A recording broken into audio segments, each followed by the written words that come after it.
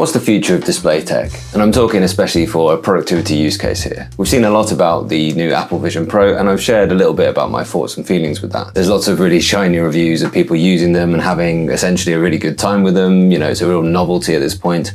And they can get this kind of infinite space of monitors, and you can look around and those monitors can just stay there floating in space in your office. But I just really can't see that though for this application, the home office. I currently can't see you wanting to wear those things out and about full time either and kind of take the office with you.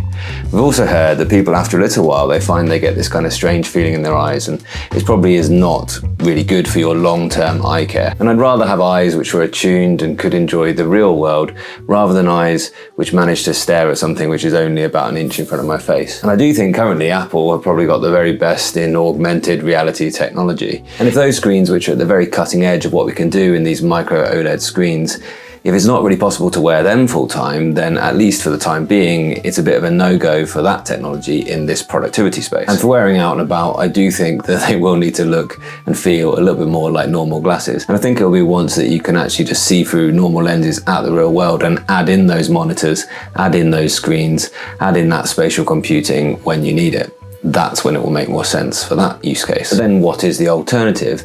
LCD or IPS panels, they're absolutely fine, but for long periods of time, they can give you eye strain. So I am currently still using 2 IPS panels here on my desk, and I really enjoy them. They're QHD, so they're high enough resolution, and you don't really get that fatigue which comes from squinting at these square pixels that you might have if you had a 1080p screen at this size. And my computer, which is a few years old now, can manage to run them just fine, and it's not overly pushing the boundaries of the GPU. For instance, if I had like 2 4K monitors at one time. And of course, OLED screens are wonderful. I can see that more of a use case for my cinema, my home cinema screen in the living room, for instance. It would probably be quite expensive to run OLED at this size. But then there are some alternative technologies that have come out recently, and this video is about that. I've talked about it, and it's a compelling use case for some people, using maybe one of the 10.3 color e-ink screens with Space Desk. For instance, one of these Books Tab Ultra C Pros, it runs really well, and you can mirror a screen on this color e-ink screen. It's fantastic for certain use cases. Things like text and spreadsheets work really well here, but of course, that's not a very large size. And I do think having an e-paper monitor here on the desk permanently would be quite good for those use cases for text and office documents. That is, for office rather than imagery. I really like working with words on e-ink, and that after all is what it's designed for. And I have tried the 13.3-inch Hisense black and white monitor, which is a good portable thing if you do need to edit words on the go. But the biggest issue with that is when you get to that larger size, already the expense is quite high. However, there is a cheaper alternative. It's not cheaper than IPS, but it is cheaper than e-paper displays. And this is the Easi monitor, which is using natural light from the background. And it's quite compelling as an idea.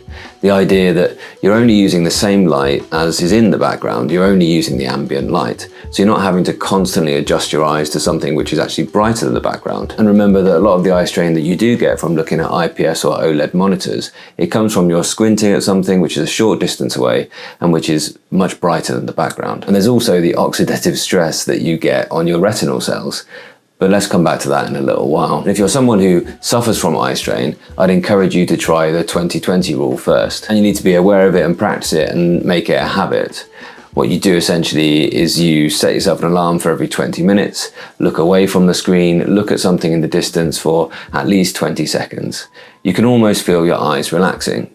You'll feel those muscles around your eyes relax, and that will do you wonders over a long period of time staring at that screen. And of course, you can do away with the 20-minute alarm once it becomes a habit, just to spend a bit of time gazing into the distance. And also make sure the screen is far enough away from you in the first place. It should be sort of just out of arm's reach. If you have to lean forward and squint at it, then you probably need a bigger monitor. And there are lots of places you can find good ergonomic rules about positioning your desk and your display screen equipment and your keyboard and mouse and things you have to read off for working long periods of time, making sure you're adjusting your seat so your back is supported as well. And this is a really excellent seat that I've been looking at recently from Bullies. But what are the issues with that kind of transparent display from Easi? The thing is, it's never quite as good as an ordinary IPS screen. It's never quite as clear. So what you can do is you can open the back, and I've got mine in front of the window here, so the natural light is coming through, and Well, now the issue is, unfortunately, that it's not as bright as the window behind it. So again, you've got a bit of an eye strain issue there of adjusting your eyes to keep out that bright window behind. You're trying to discern things from the screen from the brighter light behind it. Still though, it is a nice way to view a Word document, but it's not a nice way to use anything which is in dark mode. And it doesn't work well for anything which has got a complicated user interface like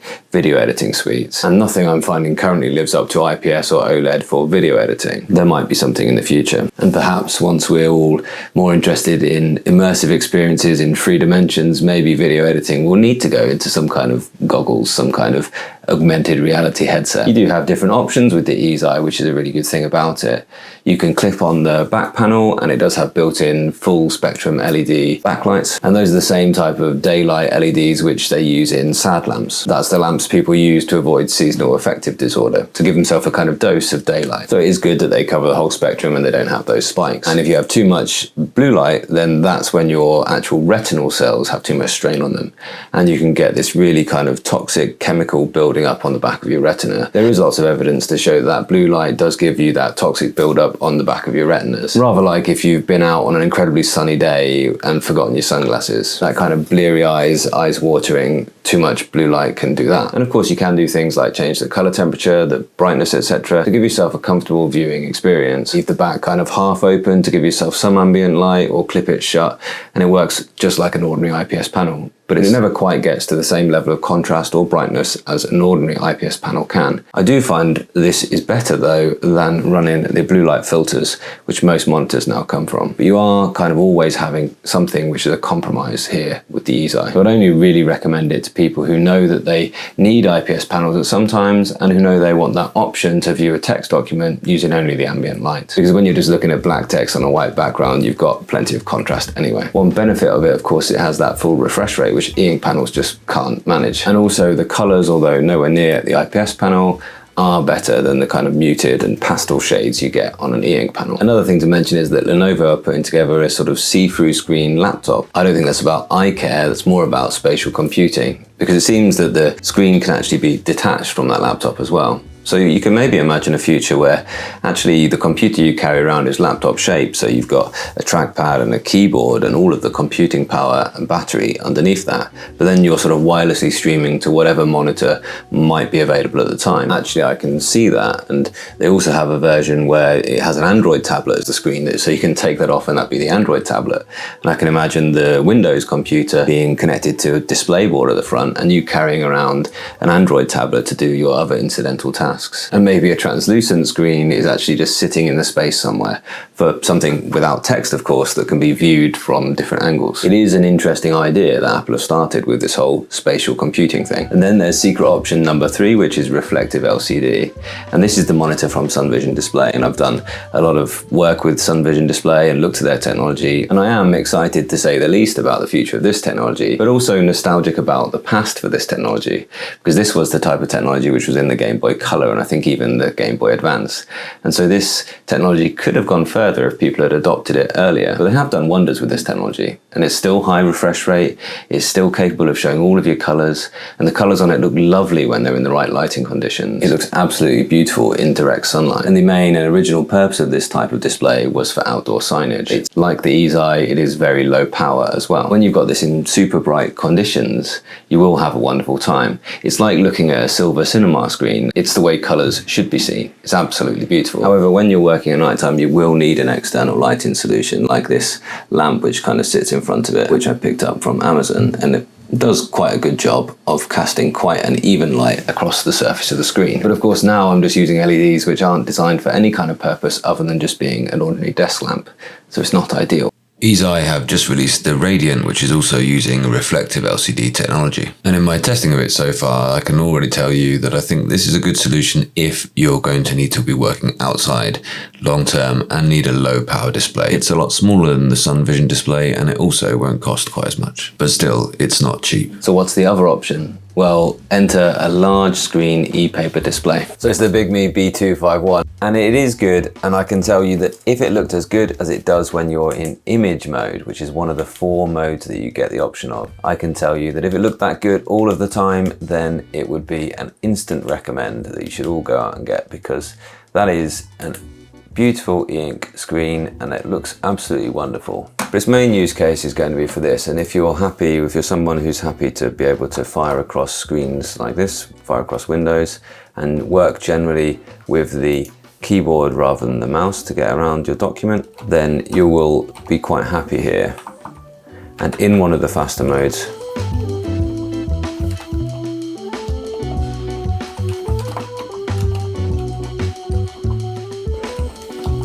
but in the image mode, which would be delightful to look at, it is not fast enough at all. I will also say just about the front lights.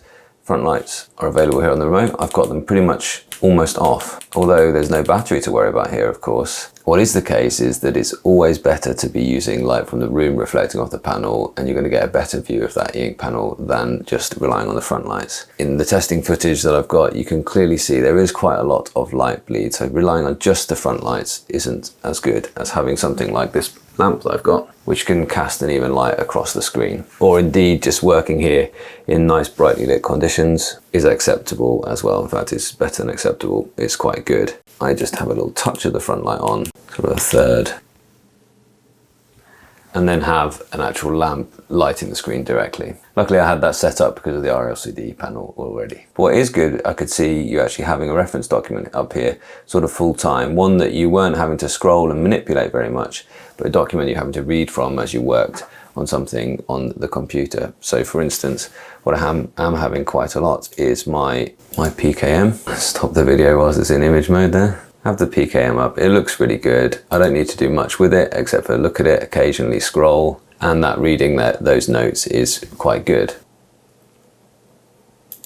But you can just see moving around, it's like, gosh. So I wonder whether it is one for the aficionados like me for e-ink. You know, I really like e-ink and I know a lot about the benefits of e-ink. It also has this nice vertical mode, quick and easy to change into that, with its own accelerometer, so it knows which orientation it is and it communicates to the computer, there we are, and tells it which mode to be in, and that looks great. You know, there's no complaints there, that looks fabulous. Maybe tilt it a bit for more comfortable viewing. Just get that out of my eye line a bit. Yeah, I mean, that's brilliant. I can put a document up there that I need to read from, but you can just see the speed that you're going. If you have to use a mouse for anything, the speed that you go just slows you right down, and that's frustrating. Bigme have listened to the content that I've already made on this monitor so far, and they have, in recent updates, improved the mouse speed, so it's a little bit better, and they've also made improvements to the quality and the instances of ghosting across all 4 modes, so there's good news there. At least they are listening to feedback and they are improving things. I have now been using this monitor for about a month, and I can tell you that I am pretty pleased with it. I've almost fully formed my thoughts about that, and I'm ready to produce the full review. However, I would say that the same goes with all of these technologies, and that is that none of them are cheap, and you really need to weigh up whether the benefits outweigh the drawbacks here, because all of them are limited, and if any of those limitations are going to frustrate you to the point where you don't enjoy using it, then simply stick with what is not really broken on an IPS panel. But I do know that for many of you that is simply not an option, and that's why these technologies exist.